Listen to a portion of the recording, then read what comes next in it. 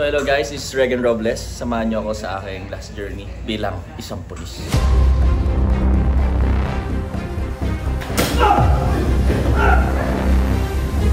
Robles! Ano ginagawa mo? Sinabi mo kasi yun eh! Diba?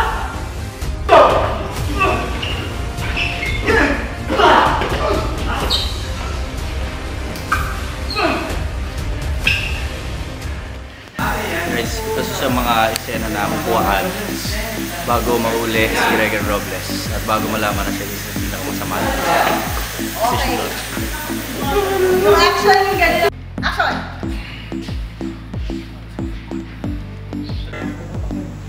Guys, ito yung eksena na binaril ko si Chief. Si Major. Si Alan Dizon.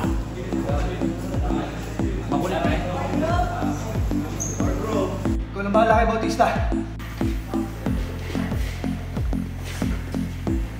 Robles, huwag mo itapon ang buhay mo, may pag-asa pa. Pakinggan naman ako ng bayan. So ayan, kung ano yung mga nakita nyo ngayon, ito yung mga part papunta doon sa finale ni Regan Robles.